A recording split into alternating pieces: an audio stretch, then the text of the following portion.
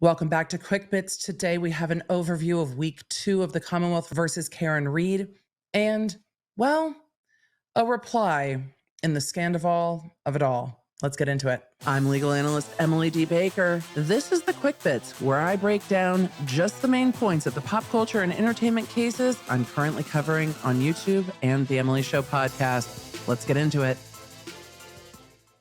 First, on the Emily Show podcast this week, I covered the responses of Ariana Madix and Tom Sandoval to the lawsuit filed against them by Rachel Leviss, who was close friends with Ariana and Tom and then began having an affair with Tom. And the entire Scandavol wrapped the world right as filming for season 10 of Vanderpump Rules wrapped, and it has taken up much of season 11. All of season 11. This season has really been the aftermath of the Scandavol, but she sued on numerous grounds, which I've covered on the podcast, including revenge porn and invasion of privacy. Ariana Madix has filed asking that be thrown out under the California anti-SLAPP statute, saying that she, A, never distributed anything, and B, talking about the Scandavol is protected First Amendment activity. And Rachel is a public figure, and this is a matter of public concern. Tom Sandoval went a different direction with his responses from his attorney, who does happen to be the brother of Rachel's attorney. There's lots of Garagoses involved in this case, but his response was a demur to the complaint and a motion to strike certain portions of the complaint. In California, a demur is very much a motion to dismiss, like you would see under a 12b6, saying that on the face of the complaint, there is not sufficient pleading or grounds to sustain the causes of action. There will be replies to all of that, and then we will see. Most interestingly, Ariana shared some text messages between her and Rachel, saying that Rachel was the only person she sent the video in question to, and showing that she stopped sharing her location with Rachel, meaning all during the affair. Rachel knew Ariana's location because Ariana was sharing it with her on their iPhones. And Tom said that he did nothing but save the video that Rachel recorded and sent to him. We will see how all that plays out, and I will continue to cover it, but the podcast is brief because there is so much happening in trial. On Monday, we started week 2 of the Commonwealth versus Karen Reed. The court gave the jury an 8-week estimate for this case, and with the way some of the questioning is dragging on, I can understand why. We started day 5 with Paul Gallagher, Sean Good, and an interesting voir dire of Sergeant Michael Lenk. Those are all individuals with Canton PD who were investigating the case. Michael Lenk, interestingly enough, in his testimony, talked about the grocery store Stop and Shop paper bag that had 6 red Solo cups in it that officers used on the scene to pick up what they believed to be blood out of the snow and transport that back to Canton PD before Canton PD recused itself from the investigation of this case and State PD took over investigating. But he said he didn't really know the procedures for sealing evidence. It seems that the bag had no evidence tape on it. There was no seal broken. Anyone could access it, and it wasn't signed in any way. It doesn't seem to have any labeling, but we haven't seen the backside of the bag, but there was definitely no tape on the top of the bag. It raises a lot of questions about the chain of custody of what is purported to be the victim's blood, but we've seen no tests of that, no swabs of that, and there's no evidence of that. It's just what the officers believed at this point. There was also an incident that was brought up with Michael Lenk where Christopher Albert asked him for help, and Lenk ended up getting into a fight with individuals with the last name Alapolito, and there was a civil suit that came out of that. There was a prosecution that came out of that that resulted in a not guilty verdict, and there were witness intimidation charges that came out of that that were later dropped. Overall, very interesting testimony on that voir dire, meaning a question of what the defense really might be able to get into to impeach that witness. The testimony of Sean Good and Michael Lenk continued on to Tuesday, May 7th, and then we got into Charles Wright, also from Canton PD. On to Wednesday, May 8th, we started getting into civilian witnesses and seemed to finally close out the testimony of Canton PD, which included a dash cam video pulling up to the victim's home early in the morning of January 29th, 2022, And that dash cam video seems to show that there is a broken taillight on Karen Reed's vehicle when it is parked at the victim's home. What we know from opening statements is that Karen Reed supposedly dropped off the victim at 34 Fairview, went back to the victim's home, went to sleep, got up sometime after 4 a.m., realized the victim had never come home, started calling people. Those individuals started calling hospitals and other friends and 911. And then Karen Reed supposedly went out to look for him, came back to the victim's home, and then a friend, Carrie Roberts, came and picked defendant Karen Reed up. And then they went to 34 Fairview, where the victim was found by the defendant, Karen Reed. The defense argued in their opening statement that that taillight was damaged when Karen Reed was backing out of the garage to go look for John O'Keefe and hit his car. We have not seen video of that play in court yet. So after we closed out that police testimony, we are getting into civilian testimony of those that were with John O'Keefe and Karen Reed the night of January 28th. Overnight into the morning of January 29th. The first witnesses we heard from were Michael and Catherine Camerano. These are friends and seemingly very close friends with the victim, John O'Keefe. Michael Camerano talked about how close their kids are, and his wife, who is a nurse, works mostly overnights and weekends, Friday, Saturday, Sunday. And so he and John O'Keefe spent their weekends together, and the kids referred to them as my two dads. It was very touching testimony about how the two of them were taking kids to sporting events and different games and spending Friday nights together with themselves and their kids. And so that night they had decided to go out. It seems that with the pending snow on Saturday and all the kids' activities being canceled, everyone in Canton said, oh, Saturday's a day off, so we're all going out Friday night. Michael and Officer O'Keefe went out to CF McCarthy's bar and texted another friend to come join them. That friend was Kurt Roberts, who we heard from next, but we'll get to that in a minute. Catherine Camerano, the nurse wife of Michael Camerano, was called and texted by Karen Reed the early morning of January 29th. And she went through trying to ask Karen what happened and texting back and forth with her, trying to figure out where John was, that he was missing. She tried to call and wake up her husband. Her husband didn't wake up until after 6 a.m. when he heard the phone ringing. And then he went back over to Officer O'Keefe's home to pick up Officer O'Keefe's niece, who was about 14 at the time and was home alone because Karen had gone out looking for him. And then we know that Karen Reed was transported to the hospital from the scene. After 6:30 in the morning, Karen Reed texted Catherine Camerano, he's dead. And then when she said, what happened, where was he? She said he was in the snow. And that was the last time the two of them spoke. As we got into Kurt Roberts, he is married to Carrie Roberts, whose testimony we have not heard yet, but she was with Karen Reed and Jen McCabe the morning that they found John O'Keefe. Kurt said he wasn't going to go out that night, but Michael Camerano texted him and told him, essentially, don't be a pussy. And when Kurt Roberts testified, he said, I wasn't going to go out, but I couldn't let that stand. And so he went out and joined his friends. Both Michael Camerano and Kurt Roberts left before John O'Keefe and Karen Reed went over to the Waterfall Bar just across the street. Everyone said that they were having a good time, that it was a lovely night, that Karen and John seemed very happy, that Karen didn't seem intoxicated. All the witnesses, in fact, have said that, which is really interesting because the prosecution has charged an operating under the influence here, and nobody seemed to perceive that Karen Reed was under the influence. And remember, they charged her with driving under the influence in relation to hitting John O'Keefe, which it seems the prosecution believes happened sometime right between 12:30 and 12:45 in the morning, though that is not in evidence yet. That is from opening statements. After the testimony of Kurt Roberts, they called Rebecca Trayers, who was the bartender at the Waterfall, who gave us, because asked, an extensive layout of what the waterfall looked like, and we got into some surveillance video from the bar. Then they called Nicholas and Karina Kolakithis. The Kolakithis couple was really refreshing and just delightful and sweet testimony. They were friendly with John O'Keefe through kids, friendly with Karen Reed, friendly with Jen McCabe. They weren't going to go out that night. Nick Kolakethis went out to the bar and was texting his wife, Karina, to come to the bar. She said she very much didn't want to go out. She was already home for the night. She had worked all day. She had gone to the kids' basketball game. It was going to snow and she wanted to stay home. But her kids taunted her about never going out and told her to go join dad and have something to eat.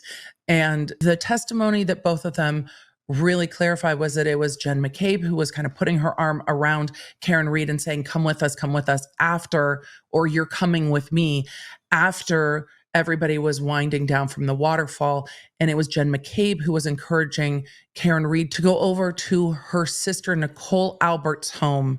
Nicole, of course, being married to Brian Albert, and they are the homeowners of 34 Fairview, where John O'Keefe was found the morning of the 29th. So that testimony really clarified who was encouraging Karen Reed to go over to 34 Fairview. Day 8 of trial on Thursday, May 9th, we got into the testimony of Christopher and Julie Albert. Christopher is one of the many, and I say many because they are 7, one of the many brothers of Brian Albert, the homeowner at 34 Fairview. Christopher owns the pizza shop that is down the road from the waterfall and is also a town selectman. He is also the one that asked his friend, Sergeant Lank, for help when he got into it with the Lapalito brothers that resulted in Sergeant Lank getting into that fight with the Lapalito brothers. As we got into Christopher Albert's testimony and cross-examination, it was clear the defense wanted to know how long it took him to leave the bar and get home, and that his estimate of being home around 12:10 p.m.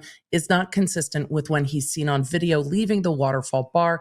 This all seems to be because they are trying to pin down when Colin Albert came home that night and the timing of when Colin Albert woke his parents up and told them he was home for the evening, and that Chris Albert and Julie Albert estimated that earlier in the evening than it seems possible for it to be based on when they left the waterfall as time-stamped by the bar. The examination of Julie Albert had quite a lot more information because, and stay with me, there's a lot of family members here, Julie Albert's sister is best friends with investigating officer Trooper Proctor's sister.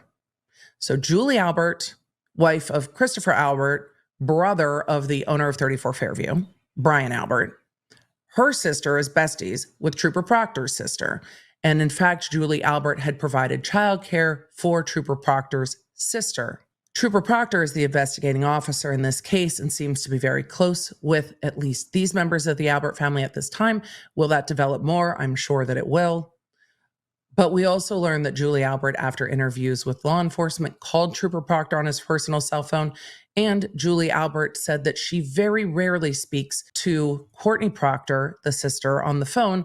And then the defense brought in, actually, you spoke to her 67 times over the last 6 months. And you talked to her the day Karen Reed was arrested, and 3 or 4 times on the day that Karen Reed was arraigned, and asked Julie Albert if she was using Courtney Proctor as a go-between to get information to or from Trooper Proctor about the investigation in this case. Julie Albert also testified about how she ended up back over at Brian Albert's residence in the morning, sometime after 8 a.m., was bringing donuts over to the Albert residence for Brian Albert Jr. and was going to leave the donuts in the car for his birthday on a Saturday in a blizzard, but that she had a missed call at 5:55 a.m. from Jen McCabe, who she said is her best friend. Like, that's my best friend. So you have a missed call from your best friend at 5:55 a.m. in the middle of a blizzard, and you don't call her back. And then you get to your brother-in-law and sister-in-law's home, and you see your best friend's car at their home early in the morning on a Saturday in a blizzard, and think nothing of it. No one asked that question that way. But she didn't say she was nervous. She didn't say it worried her when she received that phone call.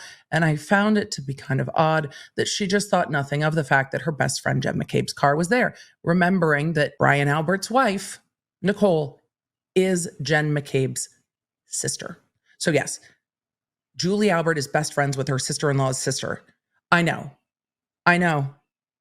Everyone's interconnected. which is kind of the defense attorney's point in this case, is that everyone is connected except for Karen Reed. They asked Julie Albert if Karen Reed was an outsider, and the answer was, well, she's not from Canton. Friday, May 10th, day 9 of trial, finishing the testimony of Julie Albert, and then there was a long morning break early into the day. And when we came back from that break, to everyone's surprise, the defendant and defense attorneys weren't in the courtroom, but another attorney was. That attorney represents Aidan Kearney, aka Turtleboy, a blogger and member of the press corps in this trial, who has been reporting on this case since very early on. The prosecution filed a motion to exclude him from being physically present in the courtroom during the testimony of numerous witnesses. The prosecution highlighted that there is a witness intimidation case pending against him, and I will stress that that is pending. That has not been proven. That has not been adjudicated. And the defense attorney pointed out that the prosecution did not serve him this motion, that it was served on the Associated Press, that he was not even given a heads up, even though he represents Mr. Kearney in other matters, and that excluding him from the courtroom would be a violation of the First Amendment that would go up on appeal and surely be successful. The defense attorney was clearly annoyed by the prosecution not notifying him, and the prosecution seems to be well aware that this is Aidan Kearney's defense attorney for other matters, and said, we didn't know he was the defense attorney on this matter. Could they have sent an email? Yes. Did they? No. At the end of that hearing, the judge ended up ruling that he could not be present for the testimony of the following witnesses: Julie Nagel, Christopher Albert, Colin Albert, Brian Albert Jr., Nicole Albert, Michael Proctor, Jennifer McCabe, Matthew McCabe, and Yuri Buknik. So he will not be in court, it seems, for most of the beginning of next week, because after that motion, we got into the testimony of Nicole and Brian Albert, the owners of 34 Fairview. And if you have the Law Nerd app, you would have known exactly when they testified, because we send out app notifications to make sure that you do not miss the key testimony in this or any case that I am covering live. The Law Nerd app is free. It is on iOS and Android, and you can customize your alerts so that you never miss a moment in court. This is a long trial, and sometimes the days are very slogging, but it looks like we are going to be getting into some of the key civilian witnesses that were at 34 Fairview the night and during the night when Officer John O'Keefe ended up on the lawn.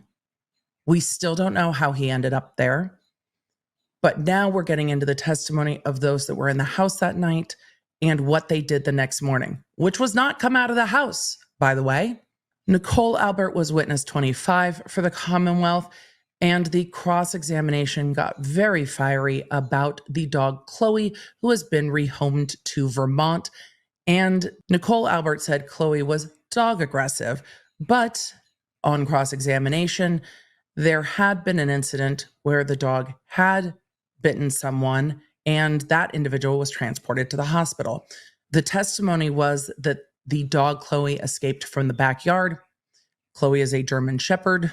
Sometimes fences can't keep them in. And the woman who was injured was trying to break up a fight between Chloe and another dog. There was then much conversation about whether or not that information of where the dog was in Vermont had ever been provided to the defense. Nicole Albert also had 2 phone calls from her sister, Jen McCabe, just after 6 o'clock in the morning that the defense says show on the phone records answered, and Nicole was adamant that she never answered those phone calls. Nicole also talked about who was at her house when she got there, and when she interviewed with Trooper Proctor and law enforcement, never mentioned that her nephew Colin Albert had been at her house that night. On redirect, when the prosecution asked, she said, look, he was going out for the night, leaving the house as I was coming in, so I didn't even think he was there when we were all sitting around talking. She also made it very clear that when law enforcement from Canton PD came into her home that morning, that everyone was sitting around talking about it. They were not individually questioned. Nicole Albert, Brian Albert, the McCabes were all sitting around having a conversation, not really a one-by-one police interview. And then we got into the testimony of Brian Albert, who is a retired Boston police officer. He is witness number 26, and we were just finishing up direct examination when the court broke for the day. His testimony will resume with cross-examination on Monday.